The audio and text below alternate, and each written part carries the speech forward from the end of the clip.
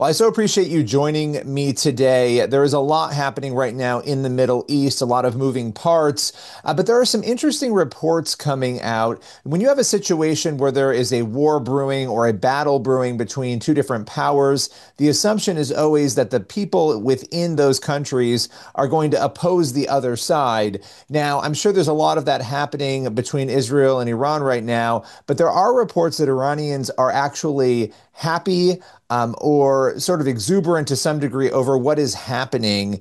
Is that true? And what are you hearing? Yes, Billy, certainly the immediate reaction that we got from Iran was, for want of a better word, celebration. I mean, I've seen videos going viral on social media with young people throwing parties, literally as they watch the missiles coming down, people on their balconies doing shots in celebration. It's been surreal looking at that, thinking, wow, these are people under attack, and yet they welcome it. I've seen multiple messages of thanks, even personally to Netanyahu, thanking him for finally doing something about this brutal regime. Now we're a few days in, that's a little tempered by the immediate impact of war. Of course, people are living in it. And there are some real implications with food shortages, gas shortages. They've been warned to evacuate certain areas. They've been told there'll be no water or electricity.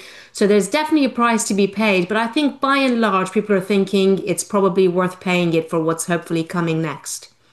Well, and that's the thing. I think for the West and for Americans in particular, if somebody were to attack us internally, the idea that we would be thankful for it in any way would seem very foreign. And for those who don't know, and we cover this a lot at CBN News, and we've had you on to talk about it, but what is the situation within Iran that would lead people to have thankfulness over somebody coming in to essentially attack their own country?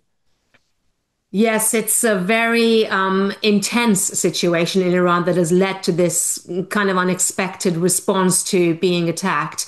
The people of Iran have been brutalized for decades now by this government, and a lot of people use the word traumatized, that there is so much trauma across the country that people are dealing with, from the implications of a controlling regime to the secondary implications of what people then do to each other when they're in such dire circumstances.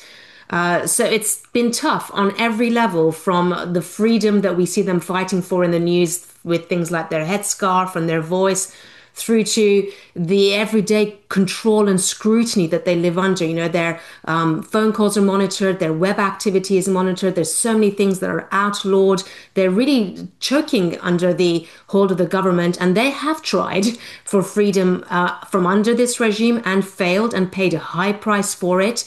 So now the sentiment is maybe there's some more muscle behind it, with Israel really doing something about it. How does this escalation? We've seen a lot of escalation in rhetoric, and last year we saw obviously Iran try to exercise their military muscle against Israel a couple of times. But how does this current situation change the dynamics in the Middle East? This feels very different. It feels a lot more real, doesn't it, Billy? I It feel like there does. have been many years of lip service, many years of war by proxy. We had quite a change in circumstances last year when finally both Iran and Israel took very direct action that they hadn't. They'd only been talking about it for such a long time. And suddenly we were in uncharted territories when they're actually attacking each other on their own soil. And we wondered then if it would escalate. But the way they did it then was a lot more paced. You know, they both took a lot of time to leave a bit of a window between each activity. It felt like neither of them really wanted war, but they also wanted not to show a sign of weakness in response to the other.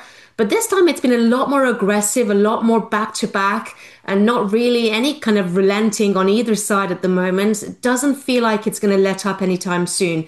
So the rest of the Middle East is watching with nervousness, I would say, because people will get caught in the crossfire, and they're all cautious to see what will come of it.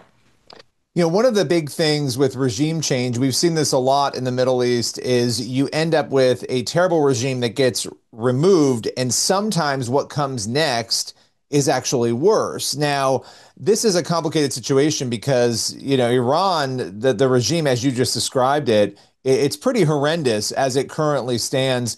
When you look at this situation, what are some of the cautions, as we sort of approach the idea of, and we're nowhere near there now, but this goal that many have, and including many inside Iran, to topple the Iranian regime? What are some of the cautions maybe that have to be considered prayerfully as these sorts of situations develop? Yeah, this is the important thing to consider now. It's something that we have been talking and praying about for many years as a ministry. For us, it's there's a dual dynamic here. There's the spiritual dynamic where we've seen in other situations, for example, in the fall of communism, where the church is so suppressed, it's growing in a persecuted environment, and then suddenly there's freedom. And people have this expectation that that freedom will lead to all these people that have been hungry for the gospel suddenly turning to Jesus. But what has happened historically is those people have been lost to other false religions in this sudden frenzy of freedom and all these voices and this sort of buffet of life's choices ahead of them now that they've never had access to before. As a Christian ministry, we're very cautious of this and preparing urgently so that when the church is free, the church is also ready with materials, discipleship programs, churches, believers in different regions, ready to respond to the need. But there is a political dynamic here too, Billy, and we've seen in the news with Reza Pahlavi and a lot of his followers and other organizations too, getting politically active and really rallying people to get ready to replace what Iran has today, this talk of a post-Islamic Iran. And in both cases, we mustn't be naive. We have to be ready to actually fill the vacuum with something good. Yeah, I mean, you look at, Iraq and other, and every country is different and the dynamics are different. You had Saddam Hussein, obviously a brutal dictator. He's removed, and then you have a vacuum that opens the way to ISIS, right? And so there's so Exactly. many dynamics here. But the fact that, Transform Iran, your organization has been prayerfully thinking about this is incredible. For those who don't know, talk a little bit about the work you do and how this current dynamic in the Middle East might even change the way you do that work. I'm just sort of curious how you're adapting to everything that's happening in real time. We have some things that we've been preparing for a while that we don't share publicly in readiness for a different political landscape in Iran. A lot of the things that we do now will simply increase in scale for when we are free to move around in the way that we want to be. There are some things that we have in place that we think will continue to support. So the key is the digital church here. We have a large digital church network. We millions of people connect to it, but probably 20 to 25,000 regularly every month are part of that network.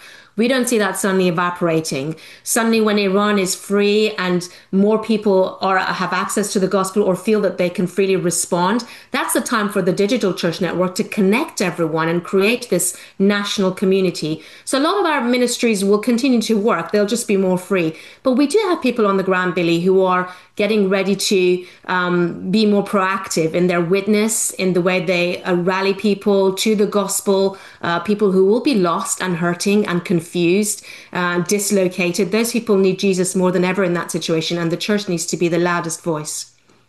Yeah, and though a lot of the work you do, I would imagine it has to be done in secret and quietly, and those even engaging because you can't just, as you were describing before, if you're a Christian, you can't shout that from the mountaintops in Iran. You have to very carefully navigate that, right?